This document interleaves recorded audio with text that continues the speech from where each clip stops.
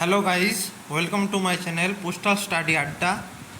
आज हम postal assistant सटीक असिस्टेंट 2025 का जो एग्ज़ाम होने वाला है उनके कुछ इंपॉर्टेंट एमसीक्यू करेंगे पोस्ट ऑफिस गाइड पार्ट 2 से। तो पहले सीरीज 1 के बारे में हम डिस्कस करें, आज सीरीज 2 के बारे में डिस्कस करेंगे, ठीक है।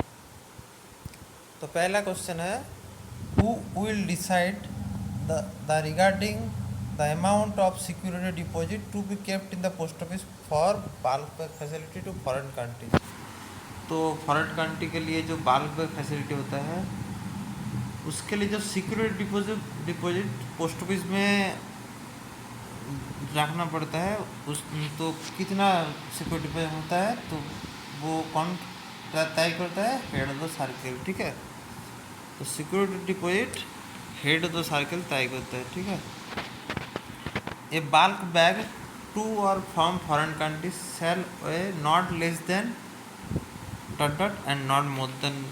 तो एक फॉरेन कंट्री के जो बाल्क बैग होते हैं उसका मैक्सिमम वेट कितना है और मिनिमम वेट कितना है वो पूछ रहे हैं। तो मैक्सिमम वेट जो है वो है 30 kg और मिनिमम वेट जो है 5 kg। 5 kg से कम नहीं होना चाहिए एक बाल्क बैग का वेट, और 30 kg से ज़्यादा नहीं होना चाहिए, ठीक है। The sender of a bulk bag to foreign countries can deposit the amount in the post office। तो जो बाल्क बैग भेज रहा है फॉरेन कंट्री को, तो जो अमाउंट पोस्ट ऑफिस को देना पड़ता है तो डिपॉजिट कैसे करेगा? In cash, in NSC placed to CPMG by a guarantee from SBI. तो कैश के माध्यम से भी कर सकता है, सीपीएमजी के द्वारा, चीफ पोस्ट मास्टर जनरल द्वारा, एनएससी के द्वारा भी कर सकता है, और एसबीआई के द्वारा एसबीआई के गारंटर के साथ कर सकता है, ठीक है। तीनों माध्यम के साथ कर सकता है। Custom clearance fee is chargeable for the bulk bag received from the foreign country if it exceed. तो बल्क बैग कस्टम क्लियरेंस फी जो होता है बल्क बैग में, तो फॉरेन कंट्री में कितने वेट से ज़्यादा अगर होता तो कस्टम क्लियरेंस पे लिया जाता है, तो वो है 500 ग्राम से ज़्यादा अगर एक बाल्क बैग का वेट होता है तो वो फॉरेन कंट्री से लिया जाता है, ठीक है। The fee for a blind literature packet to be airlifted to a foreign country is. तो क्या बोला है? ब्लाइंड लिटरेचर पैकेट के लिए जो यार अगर blind literature packet airlift होता है तो कितना चार्ज देना पड़ता है? Air surcharge as applicable to printed paper. तो एक प्रिंटेड पेपर के लिए जो एयर सरचार्ज देना पड़ता है उसके लिए, तो ब्लाइंड लिटरेचर पैकेट के लिए भी वही एयर सरचार्ज देना पड़ता है, ठीक है। Literature for the blind can also be termed as. तो ब्लाइंड लिटरेचर पैकेट के लिए और एक नाम है वो है सेकोग्राम। तो सेकोग्रामी जो है ब्लाइंड लिटरेचर पैकेट में फॉरेन पोस्ट में यूज़ किया जाता है, ठीक है। एक वर्ड सेकोग्रामी याद रखना। Maximum weight of a small foreign packet and as subject to delivery fee payable by the addressee at the time of delivery।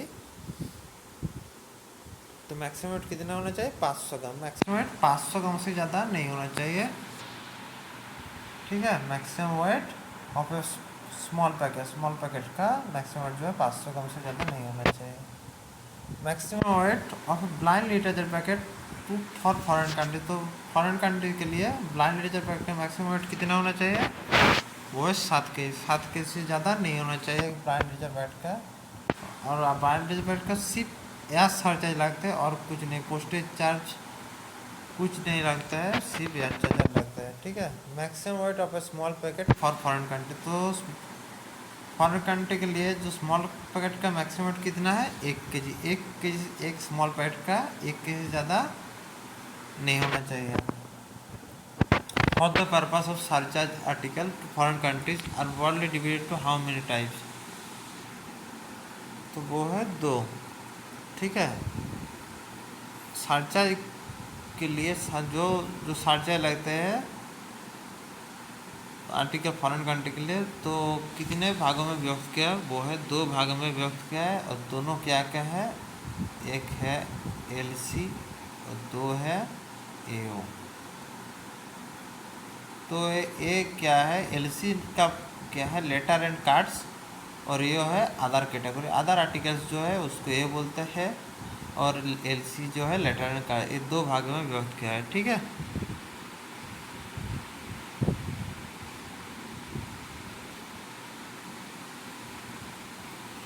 Which of the following is not a letter and card item, जो L C item कौन सा है, जो L C item नहीं, advice of delivery a भी L C item है, postal money order a भी L C item है, प्रिंटेड पेपर ये एल सी आइटम नहीं है, एल सी आइटम ये अदर आर्टिकल का आइटम है, advice of delivery postal money order ये दोनों एल सी का अंतर्भुक्त आता है, और प्रिंटेड पेपर जो है वो ए का अंतर्भुक्त आता है।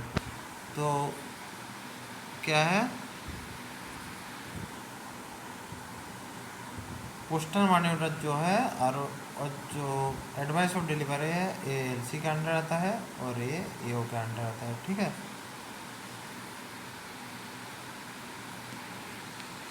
The 2 items categories for the purpose of surcharge are, तो जो 2 भाग में व्यक्त किया है पहले भी बोला है, LC and AO, letter and card and other article, ठीक है। तो क्या क्या है, लेटर एंड कार्ड, और ये है अदर आर्टिकल,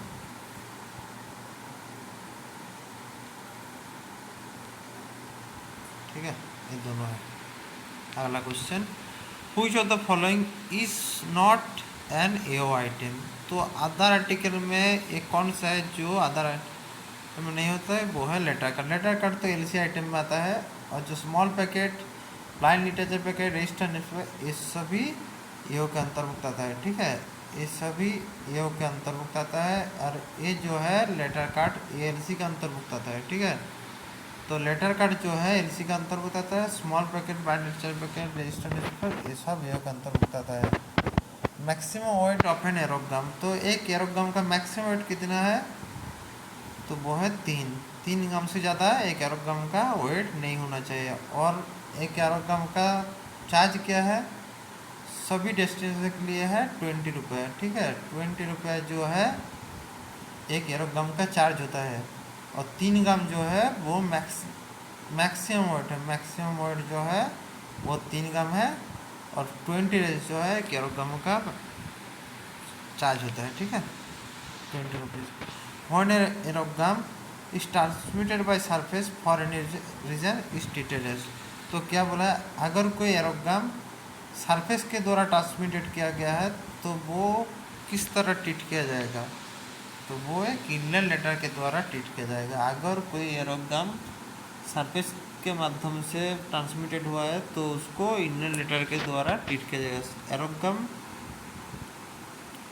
एरोग्राम के लिए सरचार्ज लगता है, ठीक है, सरचार्ज लगता है, या सरचार्ज, तो या सरचार्ज, तो एरोग्राम ऑलवेज ऑन एयर, ठीक है, ट्रांसमिटेड बाय एयर। तो फ्रेंड्स अगला पार्ट जल्दी आने वाला है, part 3। Thanks for watching, please subscribe.